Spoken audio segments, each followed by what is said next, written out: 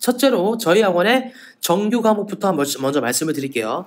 자, 국어, 영어, 수학, 과학으로 되어 있습니다. 그리고 이 모든 과목 수업을 똑같은 교재로 수업을 하는 게 아니라 이렇게 수준별로 운영을 하고 있죠. IP는 최상위 심화 학습을 하게 되고요. 자, 이렇게 내려가면서 조금 더 기초적으로 학습을 하게 되죠. 여기는 심하고요. 이렇게 차등적으로 다른 교재, 다른 내용으로 수준별 수업을 하게 됩니다. 그럼 여기서 학부모님들이 질문을 한 번씩 하세요. 자, 그러면 과학은 왜 정규 과목이냐? 첫째로 과학은 이공계 진학의 필수 과목입니다. 여기 나와 있죠. 이공계 과목의 필수 과목이다. 자, 서울대는요. 2024학년도 입시부터는 의과대, 공과대, 자연과학대 일부 학과에 지원하려면 수능 과탐 과목에서 요걸 반드시 응시해야 된다라고 정해놨습니다. 이공계 일자리가 갈수록 늘고 문과 계열의 일자리는 갈수록 줄고 있죠. 자, 그럼 과학 과목은 고등학교 때부터 하는 게 맞지 않냐? 자, 이것이 사회와 과학의 가장 큰 차이라고 볼 수 있는데요. 사회는 어느 정도의 기초 지식을 가지고 있는 학생이라면 공부로 쉽게 따라잡을 수 있습니다. 하지만 과학은 그렇지 않죠. 과학은 수학처럼 위계적인 학문입니다. 중등 기초가 없다면 고등학교 때 설명을 이해하는 게 조금 어려워요. 자, 여기 표를 보시면 수학, 사회, 이게 과학이거든요. 네, 죄송합니다. 이 수학, 사회, 과학에 대한 이 기초학력 미달 비율이 높다는 걸 알 수 있는데요. 자, 수학은 어려워서, 네, 어렵죠. 어려우니까 미달 비율이 높은 건데, 자, 사회와 과학이 이렇게 미달 비율이 높은 이유는 뭔가요? 이거는 그냥 공부를 안 하는 거죠. 네, 공부를 하지 않습니다. 사회는 9.7%, 과학은 11.5%인데, 이게 바로 난이도 격차라고 저는 생각을 해요. 자, 이처럼 난이도도 사회보다 어렵고, 위계적인 구조를 가진다. 그러니까 내가 중1 거를 모르면 중2 거를 모르고 중2 거 모르면 중3 거 모르고 고등학교 때 과학을 이해를 못하게 된다. 그러니까 서울대에서도 중요하다라고 과탐에 힘을 실었듯이 여기 보시면 교육계에서는 과학 과목의 기초 학력 미달 비율 급증을 심각한 상황으로 받아들여야 한다고 지적한다. 수학도 그렇지만 과학 과목의 이 기초 학력 미달 학생 증가는 대한민국 국가 경쟁력의 미래와 직결된 문제다. 모든 교육자들이 이 심각성을 잘 알고 있기 때문에 과학 과목 대비 꼭 하셔야 합니다. 이 표에서도 보시면 아시겠지만 자, 과학의 고1 필수 이수 단위인데요. 과학의 고1 필수 이수 단위가 가장 높다는 게 보이죠? 절대로 간과해서는 안 되는 과목이다. 그래서 저희는 종합반을 국어, 영어, 수학, 과학으로 꾸렸다라고 이렇게 말씀드리고 싶고요. 다음은 다양한 시험에 관한 내용입니다. 자, 아까도 말씀드렸잖아요. 자유학년제의 학력 격차가 많이 나는 이유는 뭐다? 아이들이 공부를 할 수 있는 유도장치가 없다. 시험이 있어야 공부를 하게끔 유도를 할 수 있는데 시험이 없죠. 그래서 저희 학원에 다니고 있는 학생들은 시험을 월 1회, 월말고사를 보게 됩니다. 학원 내에서만 보는 시험이 아니라 전국적으로 시험을 보기도 하고, 그리고 영어에서 가장 중요하다고 하는 단어, 이 경시대회를 통해서 상품을 증정하고 공부에 대한 동기부여를 촉발시킵니다. 자, 요거에 대해서 한번 소개해 드려 볼게요. 네, 첫 번째는 초등부 중1, 중2 학생들이 매월 실시하는 월말고사 종합고사입니다. 자, 학원에서 한 달 동안 배운 내용을 시험을 봅니다. 그 시험을 본 결과는 이렇게 학부모님께 성적표를 보내드려요. 성적표에는 이 학생의 점수가 이 파란색으로 돼 있죠. 학생의 점수가 이 파란색이고요. 그 다음에 빨간색이 학원의 평균입니다. 그럼 이 학생은 전체적으로 공부를 아주 잘 하고 있다. 이렇게 비교도 가능하시고요. 자, 그 다음에 과목별 담당 선생님이 이렇게 코멘트를 해주시죠. 네, 이렇게 코멘트를 해가지고 우리 아이가 잘하고 있는지 한 달에 한 번 이렇게 확인하실 수 있다는 거 강조하고 싶고요. 둘째는 자, 수학 전국 시험인 태솜입니다. 자, 비상교육에서 실시하는 거고요. 자, 수학과에서는 한 달에 한 번 이 종합고사도 보고요. 학기당 한 번 이렇게 전국 시험을 봐요. 지금 자신이 속해 있는 학기의 수학을 잘 배웠는지 확인하기 위해서 이제 응시하는 거죠. 학원 내에서 비교하는 것이 아니라 이렇게 전국적으로 나의 점수를 비교하기 때문에 내가 얼만큼 객관적으로 잘하는지, 나의 장점과 단점이 무엇인지 정확히 파악할 수 있습니다. 자, 이렇게 전국 단위의 시험을 한 학기에 한 번씩 본다면 자, 선생님들은 물론이고 학생도 모두 긴장하고 공부를 또 수업을 더욱더 열심히 할 수 있는 장치가 되겠죠. 자, 이번에는 영어와 관련된 대회입니다. 자, 고등학교 진학 시 영어 교과의 등급을 잘 받는 학생들의 공통점이 뭘까요? 네, 바로 단어입니다, 단어. 네, 어휘력. 그리고 학생들이 가장 싫어하는 것 또한 단어 학습인데요. 학생들에게 그동안 배운 어휘나 상위 학년에 올라갔을 때 필요한 단어들을 이렇게 모아가지고 경시대회를 개최하고 입상자들은 원하는 상품을 수여합니다. 네, 그래서 동기부여를 시키죠. 그래서 영어와 단어에 대한 내용은 저희가 나중에 과목별 소개해서 또 자세하게 말씀드릴게요. 이렇게 영어 단어 경시대회도 보고 있다. 자, 다음은 특강에 관한 내용입니다. 이렇게 국영수가 정규 수업만으로 아쉬운 학생들, 이런 학생들이 듣게 되고요. 그 다음에 내가 너무 잘해서 선행, 심화 하고 싶다. 그러면 이 특강을 통해서 할 수 있는데요. 저희 학원은 규모가 규모인 만큼 다양한 특강을 구성할 수 있죠. 자, 첫 번째는 한자어 특강입니다. 자, 한국에는 한자어가 너무 큰 비중을 차지하고 있어요. 그래서 한자를 알면 알 수 있는 어휘가 엄청 많아집니다. 자, 실제로 공부를 힘들어하는 학생들 중에서 이 대부분이 한자와 관련된 어휘력이 약한 것을 볼 수 있습니다. 자, 아마 자녀분들 교육에 관심이 많으신 학부모님들은 한자의 중요성에 대해서 이미 알고 계실 거라고 생각하는데요. 자, 일품학원에서도 초등부와 시험이 없는 중1을 대상으로 이렇게 한자를 학습하고요.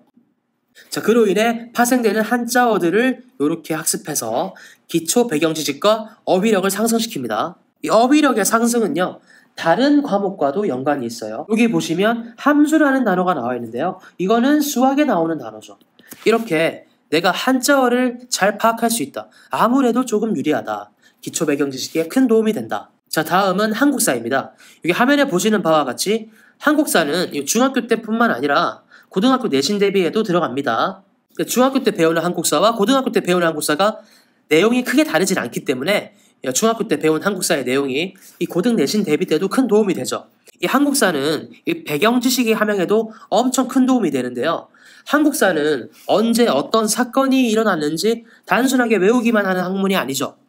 그 시대의 경제, 인권, 법 등 다양한 요소가 복합적으로 반영돼서 그걸 이해해야 역사를 잘 이해하는 거죠. 자, 그래서 이 훗날 고등학교 때 사회탐구의 공부에도 엄청난 영향을 준다는 거를 알아두셨으면 좋겠습니다. 그 내신뿐만 아니라 이 한국사는 이 수능 최저 등급에도 들어갑니다. 보통은 한국사 4등급 이상을 요구하는데요. 이 점수는요, 상대평가가 아니라 그냥 50점 중에 25점만 맞으면 되는 겁니다. 그렇게 어려운 기준은 아니지만 배경 지식이 없어서 대학 진학 시 탈락하는 아이들이 왕왕 있습니다. 그래서 대비해두면 좋겠죠.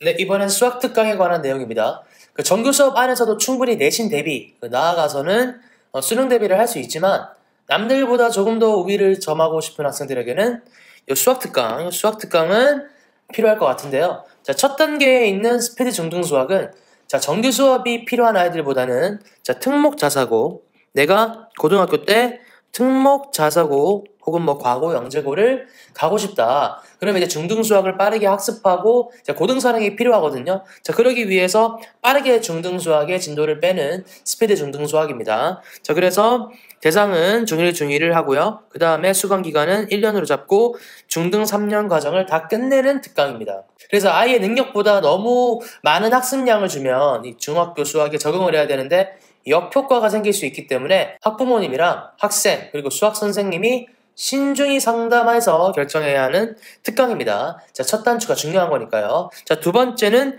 중등 수학 심화입니다. 이제 특목고 자사고를 가려더라고 대상은 동일한데요. 자, 진도만 나갔다고 끝나는 게 아니죠. 고등 선행보다 더 중요한 게 바로 이 어려운 문제를 풀어봐야 됩니다. 심화 학습이죠. 자, 어려운 문제를 건너뛰고 고등 선행을 해봤자 아무 의미가 없어요. 스피드 중등 수학을 끝내도 심화가 많이 부족하기 때문에 이 학생들을 대상으로 심화 학습을 하게 됩니다. 그래서 여기 두 과정을 합쳐가지고 빠르게 끝을 내야 이 학생들이 그 다음 단계인 고등 수학을 들을 수 있는 거예요. 자, 세 번째는 고등 수학 기초입니다.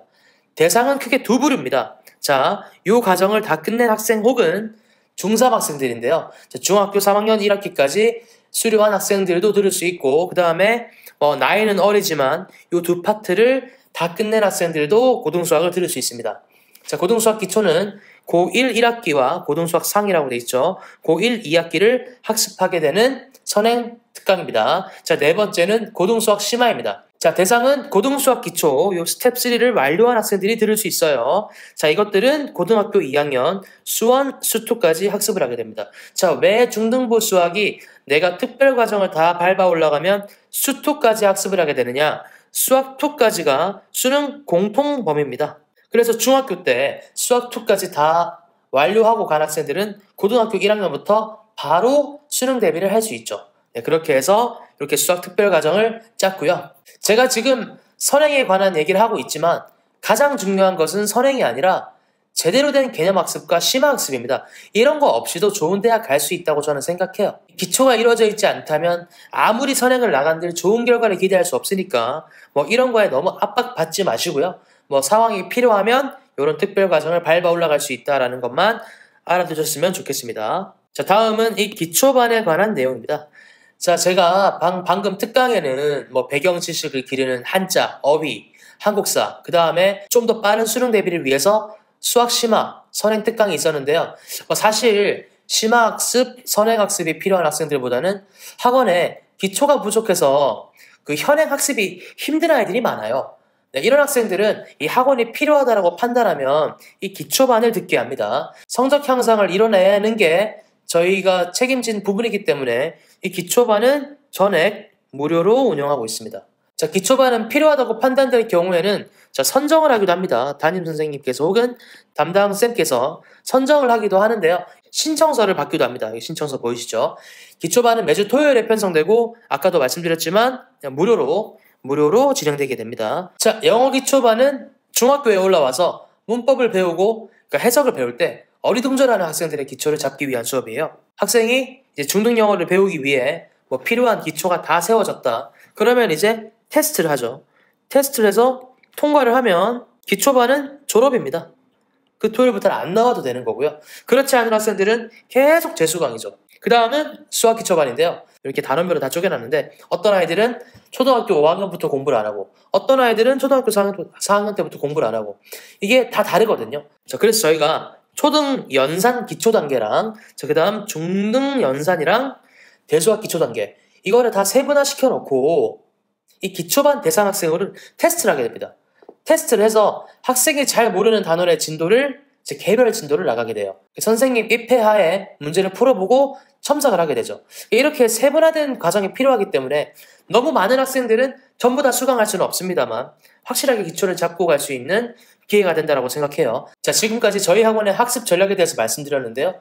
다시 정리하자면 대입에는 내신과 수능 대비가 가장 기본으로 깔고 가야 하는 전형 요소입니다.